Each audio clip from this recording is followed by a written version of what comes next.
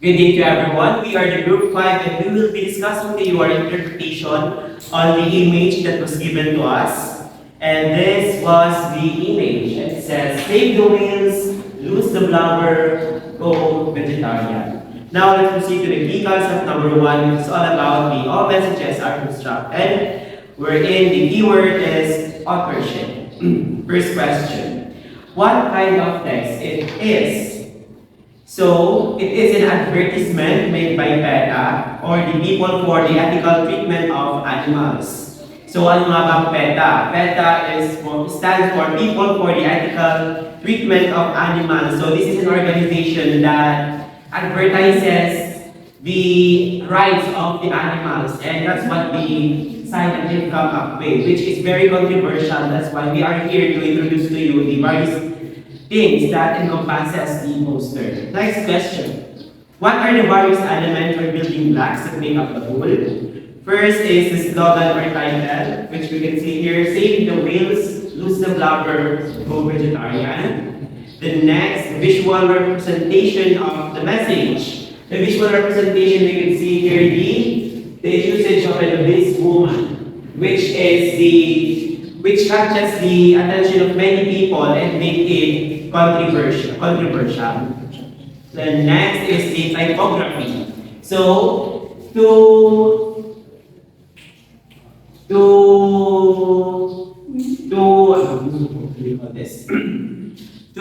explain the meaning of the poster or to bigyang diin yung gusto ipaliwanag ng poster, we can see here the usage of the typography here wherein the whales are mas malaki siya.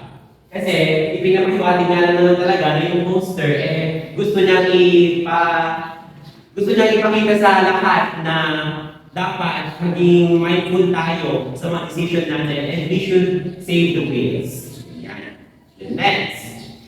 How similar or different is it to others of the same genre? So comparing PETA to other animal organizations, PETA has similar goals to the other animal organizations, which are to end the abusive treatment of animals. Pero, yung PETA kasi may different approach sila when it comes to their advertisement. Sometimes, yung mga advertisement nila nagiging offensive or it became too much na kung saan hindi na siya applicable for all viewers. So, yun ang yung difference nila. Yung similarity niya is, may mga ibang organization din naman na gustong magpakita ng mga advertisement on how to save the animals, but at the same time, their way of advertising their advocacy is different from PETA. Next, ano nga ba yung technologies that are used in its creation? Of course, first, the graphic design software, where they could use Adobe or any software that they could use to design the poster. Then, of course, to print the poster, they use digital printing technologies, and to disseminate information about the poster, of course, they have used online platforms or social media. Okay. The next, what choices were made that might have been made differently? So, una, the messaging sensitivity.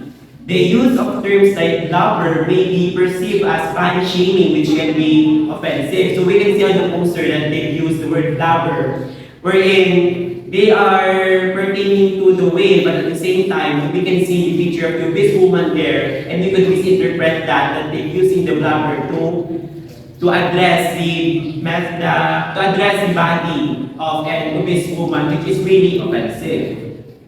Next, scientific accuracy. The connection between a vegetarian diet and weight loss is not necessarily straightforward. Okay, so they should have been clear on what specific weight loss is efficient for a specific person. Okay. Because on the poster, we can see that they just said that you should just lose your blubber and go vegetarian. But not all people, it's not applicable to that method, right? So they should have been accurate, there should have been scientific accuracy. Next, cultural sensitivity. Some people might find the comparison between weight loss and saving the whales to be insensitive or inappropriate. Of course, it doesn't mean that it doesn't mean that the whale is big in size. And it's inappropriate to compare the size of the whale to a human because that's a totally different thing. And they should have been sensitive on that part. Next, inclusivity. It's essential to consider that different people have various diet preferences and needs. So, as same as to the scientific accuracy about taking diet, they should have been considerate that each people has their own method on losing weight. Next, visual imagery. The choice of visuals in the advertisement is crucial. Okay, crucial to the part that you can see that they use the obese woman to compare it to a whale. And how would you feel if you will be compared to a whale? That would be totally offensive, right? So they should have been considerate on that part. Now next, how many people did it take to create this message? So upon to my research on the people behind Beta, these are the people behind it. So of course, we have here the number one, Ingrid Newcreek, their president, Tracy Raymond, their executive vice president, Katie Guillermo, senior vice president, Lisa Lange, senior vice president of communications, Colin O'Brien, senior vice president of media relations, Daphna Nachminovich, senior vice president of cruelty investigation, and Jeff Kerr, the chief of legal officer. So what are their various jobs? Okay, so first, we have here Ingrid Newcreek, the president. Of course, she founded Beta and has grown the group into the world's largest animal rights organization. So Beta, ito yung pinakamalaking organization na nagpa-fight ng animal rights. But it's just so funny to the part that even though they are the largest organization, they can still have issues regarding on their advertisement, right? So next. Next is Tracy Raymond, Executive Vice President. She oversees the organization's campaign, marketing, corporate affairs, and youth outreach divisions. Next, we have Katie Guillermo. She heads up the organization's work to end the use of animals in non-required experiments, leading its campaign calling for reform in the horse racing industry. Next, we have Lisa Lange, the Senior Vice President of Communications. She devises effective and eye-catching ways to get the animal rights message out to as many as possible. So maybe Lisa Lange is one of the persons behind the poster since she is the Senior Vice President of Communication. And on her part, maybe she did some mistake on producing that advertisement because it becomes controversial. Next, Colin O'Brien, the Senior Vice President of Media Relations. He oversees Beta's media and advertising divisions and their efforts to get the animal rights message into the news and out to the public. So yeah. Next, we have Daphna Nachminovich. She has overseen countless cruelty cases and many eyewitness investigations. And lastly, Daphna Nachminovich, the Senior Vice President of Cruelty Investigation, where he built and led the world's largest legal team working for animal rights. So we can see there that a simple poster comes behind many people. A simple poster comes with many minds, but at the same time, there are times that the advertisement that they make, it's still controversial to the part that they don't consider many aspects of their advertisement. They just focus on the goal that they want to pursue, but at the same time, they're not considering to what the audiences will interpret about their advertisement. Now, next, moving on to... I'm Caleb Goptakon. I'm here to present the concept number 2. Media messages are constructed using a creative language with its own rules. Number 1. What do you notice about the way the message is conducted? Color, shape, size, sound, words, silence. The poster features a blue rectangular background with white text that urge people to save the waves. Above this main text, there is small white text on the red background that encourage people to lose the Blubber go vegetarian. Additionally, there is a small yellow circle position above the letter H in the waves. Number 2, what do you notice about the way the message is conducted? Frank said, "Learn." At the bottom of the image, there is an illustration of an overweight person midsection wearing a bikini with red polka dots. The person's skin is pale and they seem to be pinching their waist.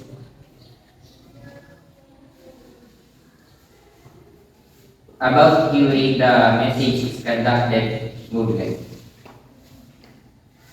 The movement of the monster is likely conveyed through the chubby girl facing the beach, suggesting a dynamic scene as she engages with the ocean. The viewer's eye may follow her gaze, creating a sense of movement. About the way the message is conducted composition. The composition involves a blue ocean-like background with a chubby girl, creating a balanced and visually engaging layout. The placement of text, including the main message and secondary call to action, adds layer to the composition. And about the way message is conducted, the lightning. The lighting could be natural, even outdoor beach setting. It might emphasize the girl at the ocean, creating a realistic atmosphere. Additionally, the small yellow circle above the letter H may represent the sun, contributing the lighting dynamics. And next, where is the camera? The camera is positioned at a low angle, looking at the subject. The viewpoint is from below the subject. And where is the viewpoint? The viewpoint centers around the chubby girl, drawing attention to her and the message "Save the Whales." This viewpoint may evoke a sense of connection between the girl and the ocean and the boss. How is the story told visually? What are the people doing? The story is told visually through text and imagery, and the girl at the image is like she is vacationing at the ocean.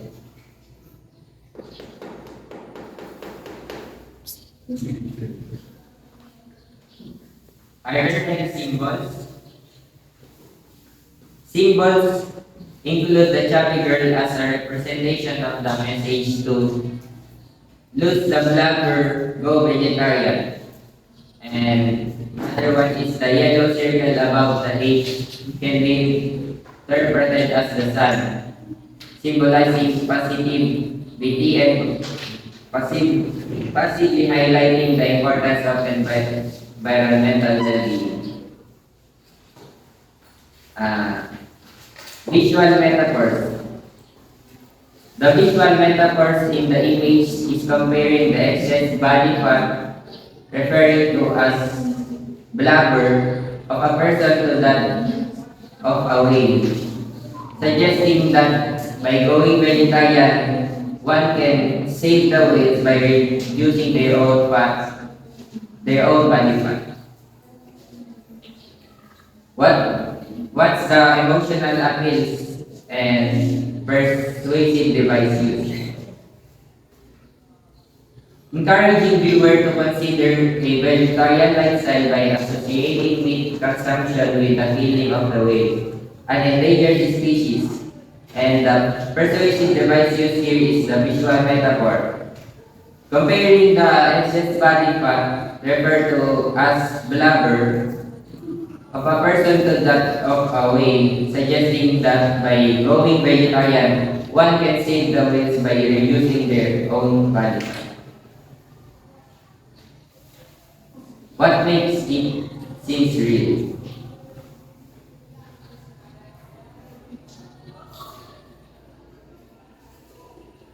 Realism.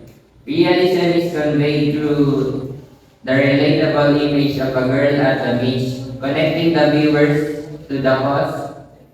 The incorporation of recognizable symbols, waves, beach, and sun, and a relatable setting enhance the poster realism, making it more impactful.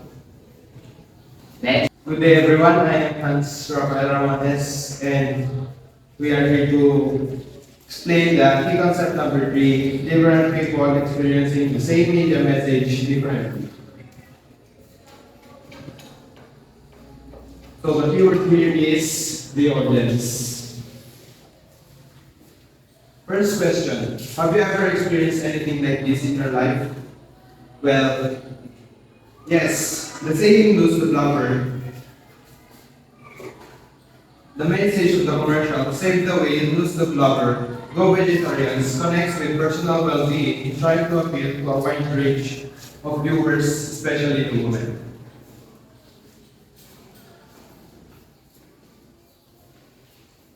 How close is this portrayal to your experience?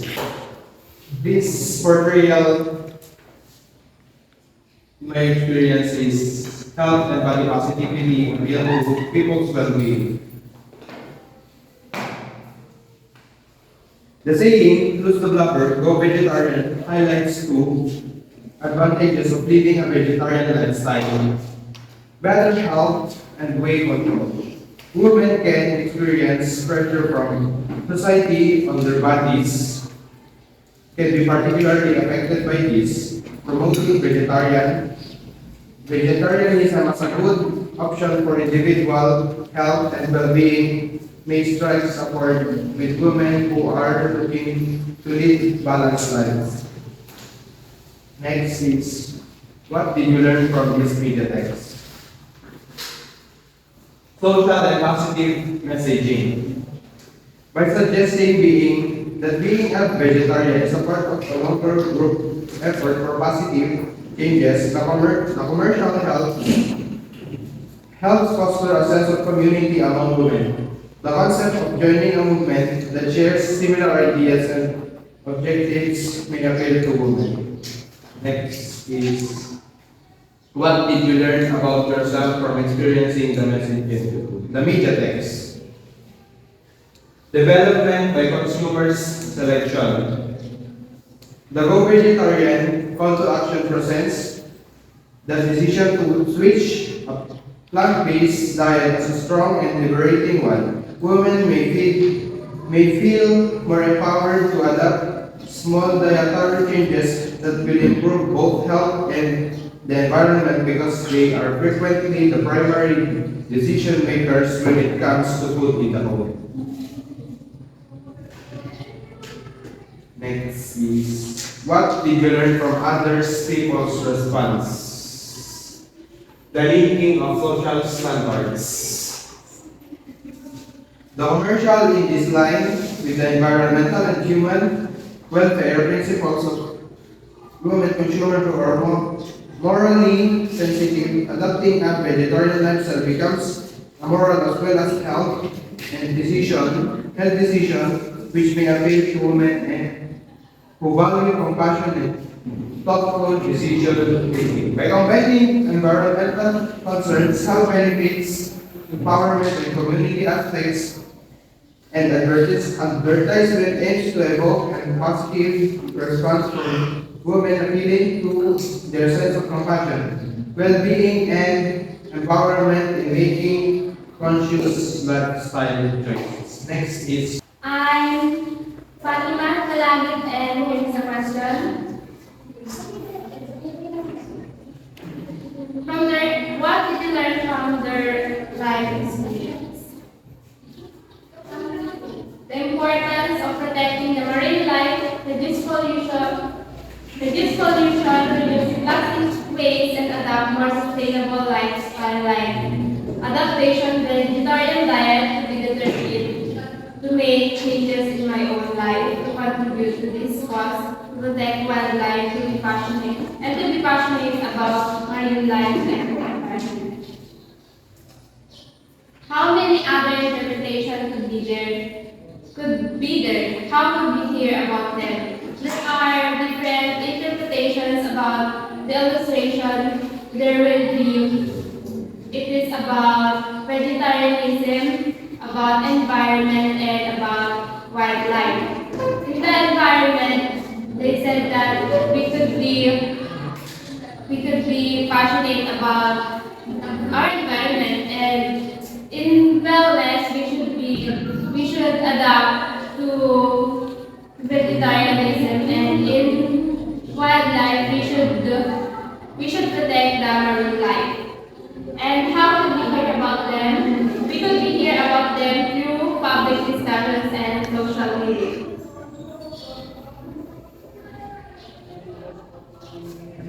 Are other viewpoints present? Yes. The other viewpoints are present considering the interpretations and perspective of others. How can you explain the different responses?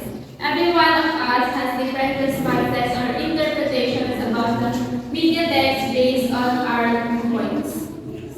Good day everyone, I am James Francisco and we will discuss the key concept number 4. Media have implemented values and points of view. Keyword is the content. What kind of behaviors consequences are depicted? The behavior shown is being judgmental of the human body and has a consequence of losing self-esteem. Losing self-esteem because nakikita doon sa billboard yung fat people ay fat person na inihahambing nila sa waist na kaya doon nawawala ang self-esteem ng tao. What type of person is the reader invited to identify with? So, the billboard pointing out the majority of fat people. Pinapoint niya ang mga fat people kasi kita sa billboard na nakalagay sa gilid ang malaki yung matabang na at yun. What questions come to your mind as you read, watch, and listen? So, nasa isip ko mga katanungan is, did the billboard chase overweight people or help overweight people? Is that necessary to use the word ways to portray people that are overweight? And what ideas come to mind as you read, watch, and listen? So, if the billboard is shocking, hopefully it will get people's attention and help them improve quality of life for themselves and their families. It's designed to help people who are fat and dedicating establishing and defending the right of all animals.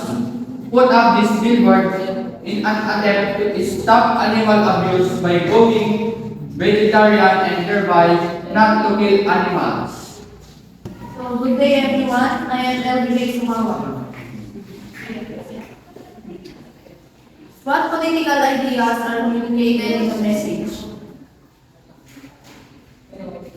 It communicates environmental and conservationist political ideas advocating for the protection of whales and promoting a vegetarian lifestyle to reduce environmental impact.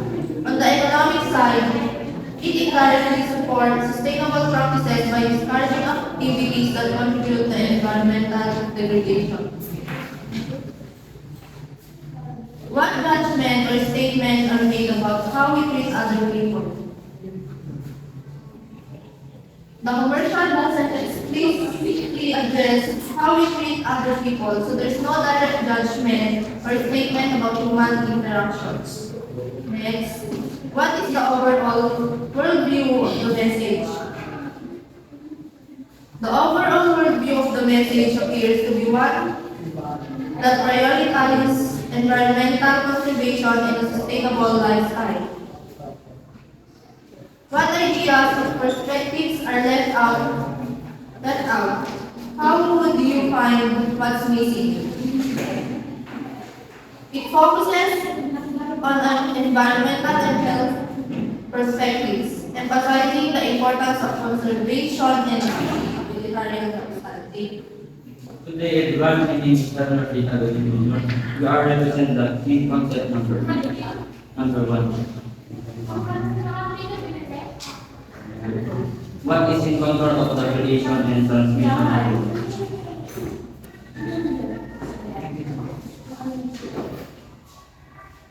Control over the creation and the delivery of the message, save the world, is normally an organization or individual pushing for real conservation.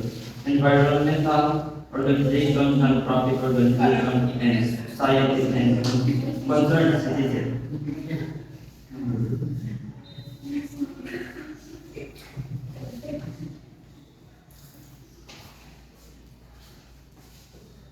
Why are they sending?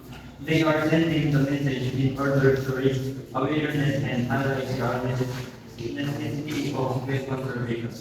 This is done to rally support increase public participation and eventually work towards with cities conversation and number three.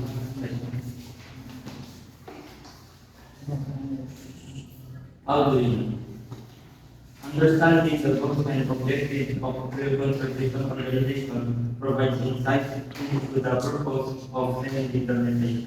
It can also be deduced from conversational advocacy campaign techniques and such as disseminating information into various media outlets.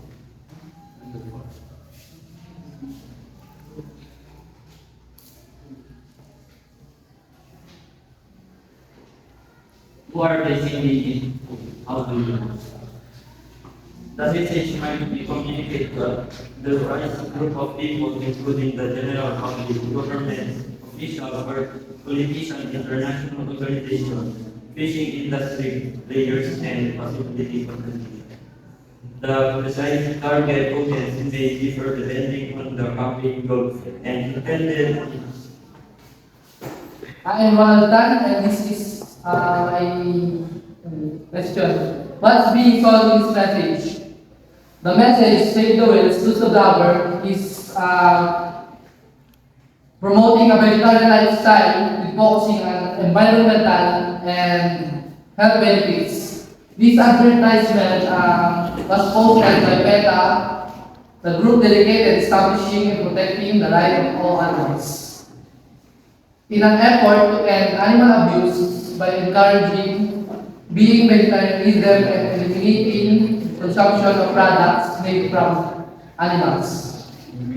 So next, who profits from this message?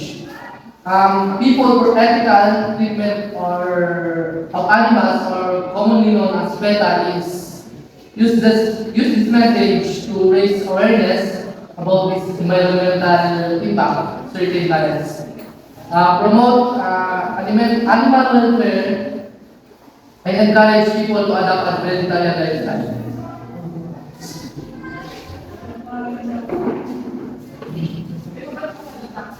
Next is who served by or benefits from the message to the public. Private interests or individual.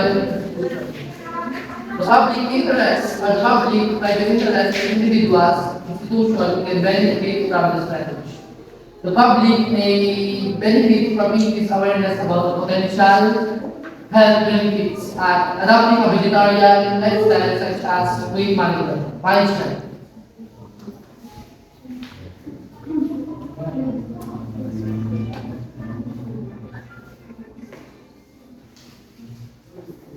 Next, what economic decision may have influenced construction or transmission of this message. What influenced why the message was created is because PETA or People for the Ethical Treatment of Animals wants to save whales and other animals as well as who need to lose weight by eating a vegetarian. And this is the end of our presentation.